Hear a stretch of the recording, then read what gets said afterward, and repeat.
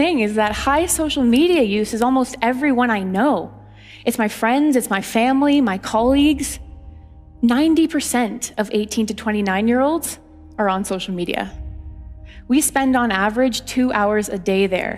We don't even eat for 2 hours a day. صار الإنسان ما يقدر يجلس مع واحد لوحده بدون ما كل دقيقة يطول في الجوال. التواصل البشري الطبيعي انخفض. ليه؟ لأنه ما صار يلبي الاحتياج، وبالتالي صار الحديث الطبيعي في جلسة طبيعية في الصالة عندك في البيت ما صارت تلبي الاحتياج، ما صارت تثيرك.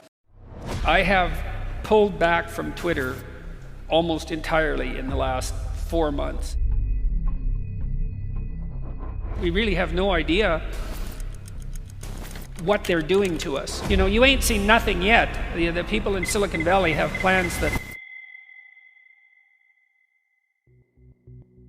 The comments on Twitter are really kind of, they're such an odd way of communicating, because who comments? It's not like it's a random sample. You know, like if I just pointed to 50 people in the audience randomly and asked for an opinion about something, I'd kind of get a good sample of what the audience thought. But if I said, okay, who had an absolutely dreadful morning and is just as bitchy as can possibly be imagined? Okay, so why don't all you people stand up, okay? And then I'll ask the most miserable of you for your opinion.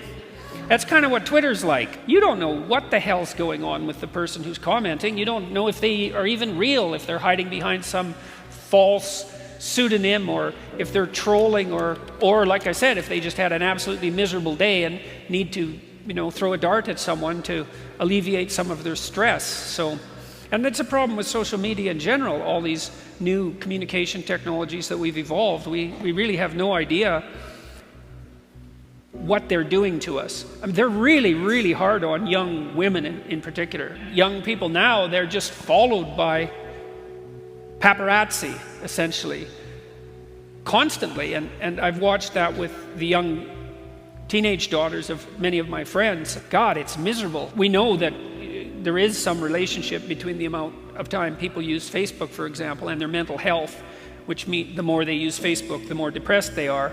And it might be that the depression is driving the Facebook use, but the causal pathway seems to be the other way around, which is, you know, it's just playing that unbelievably exposed social game. That's hard on people. And these aren't trivial technologies, you know. I mean, they're transforming the way we communicate with one another, and they're completely uncontrolled experiments. We have no idea what the medium or long-term consequences are going to be, and we'll never find out either, because of course the communication landscape changes so quickly that by the time you get adapted to one communication technology, another one has come along that's even more confusing that you now have to master.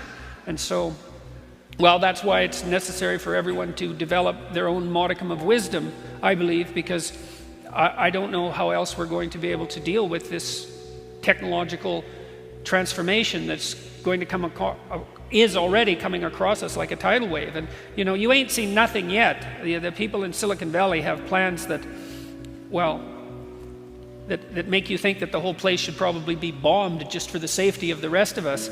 You know, because there's tremendous danger in that rapid acceleration of machine intelligence, and we have absolutely no idea where that's headed. Possible that it'll be great, but power cuts both ways. So hopefully we can control it with our wisdom, and that's pretty much up to each of you to put your lives together so you can make good decisions.